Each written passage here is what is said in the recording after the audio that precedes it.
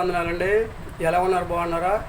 దేవుడిచ్చిన మహావిశ్వాసం బట్టి దినవాక్యం ద్వారా మనం చూసుకున్నట్లయితే అండి, కీర్తన గ్రంథం 119 అధ్యాయంలో యవనస్తులు దేని చేత తన నడతను శుద్ధి చేసుకుంటారని చెప్పేసి అడిగినప్పుడు దేవుని యొక్క వాక్యం చేతనే అని చెప్పేలాగా మనము చూస్తూ ఉంటాం అనమాట అండి.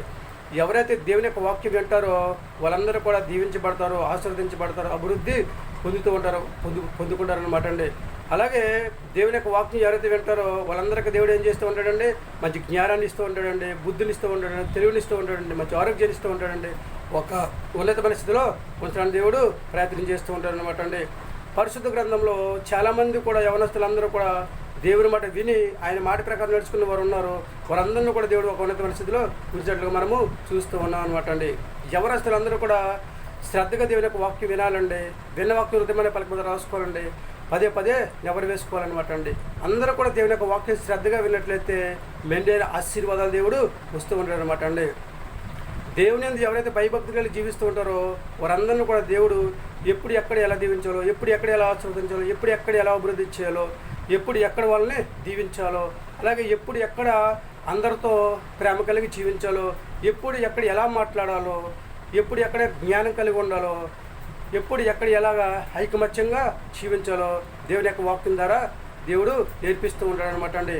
కాబట్టి యవనస్తులందరూ కూడా దేవా నాకు మంచి జ్ఞానాన్ని దయచేయండి, నీ యందు భయభక్తులను జీవించే యోగ్యతను దయచేయండి, ఈ యొక్క వాక్యమిని ఈ యొక్క వాక్యం ప్రకారం నడుచుకునే యోగ్యతను దయచేయండి, శ్రద్ధగా నీ మాట విని మెండైన దీవులు పొందుకునే యోగ్యతను దయచేయమని చెప్పేసి యవనస్తులందరూ కూడా వాళ్ళ రీతిలో ప్రార్థన చేసుకున్నట్లయితే, దేవునికి అంగీకారంగా ప్రార్థన చేసుకున్నట్లయితే దేవుడు వాళ్ళని సరైన మార్గంలో నడిపిస్తూ ఉంటాడు అనమాట అండి.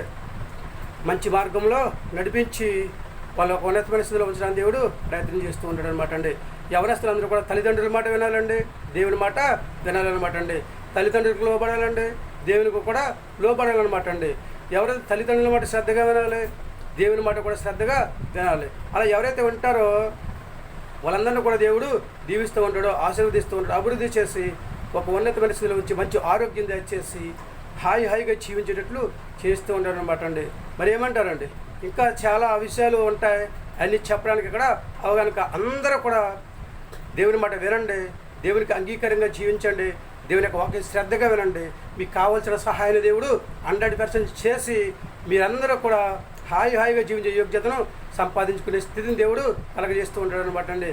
యవనస్తులందరూ కూడా దేవుని మాట వింటారా? చిన్నలు, పెద్దలు, యవనస్తులు, వృద్ధులు, పిల్లలు మీరందరూ కూడా శ్రద్ధగా దేవుని యొక్క వాక్యం వినండి. మెండైన దీవెన ఆశీర్వాదాలు పొందుకోండి. దేవుడు మిమ్మల్ని దీవించి ఆశీర్వదించిన గాక. ఆమేన్. దేవుని మాట వింటారంటే అది తలలో వంచని ప్రార్థించేద్దాం. మహాపరిశుద్ధుడైన పరలోకపు తండ్రి, ఈ ఘనమైన పదాలు ఎక్కడైనా స్తుతిస్తోత్రాలు ప్రభా. తండ్రి, యవనస్తులు తండ్రిస్తున్న నీ మాట విని నీ మాట ప్రకారం నడుచుకుని యోగ్యతను దయచేయండి. యవనస్తులు ఈ పరిచయం చేయడానికి తగిన సహాయం దయచేయండి. ఆయన ఈ కొందనాలు యవనస్తుల ప్రభు నీ భయభక్తులను జీవించండి, ఒక ఉన్నతమైన స్థితిలో ఉండే యోగ్యతను ప్రభావ యవనస్తులందరికీ దయచేయండి ప్రార్థిస్తున్నాం ప్రభావ. యవనస్తులందరినీ కూడా ప్రత్యేకతగా దీవించి ఆశీర్వదించి వాళ్ళకి కావాల్సిన సహాయం దయచేసి మంచి జ్ఞానం దయచేసి జ్ఞానం కలిగి జీవించే యోగ్యతను దయచేయండి ప్రార్థిస్తున్నా ప్రభావ. చెడు చూడకో, చెడు వినుకో, చెడు మాట్లాడకుండా తండిస్తుంటారు, చెడు స్నేహం చేయకుండా తండిస్తుంటారు, మంచి మార్గంలో తండ్రి నడవడానికి యవనస్తులందరికీ దయచేయండి, మంచి ఆరోగ్యం దయచేయండి తండ్రి. నీకు వందనాలు. చిన్నలను, పెద్దలను, వృద్ధులు, యవనస్తులు అందరినీ కూడా దీవించండి. గర్భిణీశ్వరులు ప్రభావ, బాలింత్రాలను తండ్రి ప్రభావ, అనారోగ్యంతో బాధపడుతున్న వారిని, సంతానం బిడ్డలు తండ్రిస్తున్న ప్రభావ, ఉద్యోగం చేస్తున్న వారిని, వ్యాపారం చేస్తున్న వారిని, ఉద్యోగం కోసం ఎదురు చూస్తున్న వారిని తండ్రి, వాహనాలు నడుపుతున్న వారిని తండ్రిస్తున్న, కూలి పని చేసుకునే వారిని తండ్రిస్తున్నారు, ఇలా ప్రయాణం చేస్తున్న వారిని తండ్రి, ఇలా 1 by 1 తండ్రి ప్రభావ ప్రతి ఒక్కరు కూడా దీవించి ఆశీర్వదించి ఎవరికి కావాల్సిన వారికి సహాయం దయచేయండి. మరొకసారి యవనస్తులందరూ ప్రభా నీ మాట విని నీ మాట ప్రకారం నడుచుకుని యోగ్యతను దయచేయండి, మంచి ఆరోగ్యం దయచేయండి. మా ప్రార్థనలకు ఇస్తారు, మా ప్రార్థనలు ప్రతిఫలం దయచేయండి. మా కొరకు తరగరాని యేసుక్రీస్తు పేసమని నమ్మలు అడిగి వేడుకుంటున్నాం తండ్రి. ఆమేన్. అందరికీ వందనాలండి. తిరిగి దేవుని ఆశీర్వాదాలు మీకు తోడుగా ఉండను గాక. దేవుడు మిమ్మల్ని దీవించి ఆశీర్వదించిన గాక. ఆమేన్. దేవుడు మనందరినీ కూడా మరొకసారి దీవించి ఆశీర్వదించిన గాక.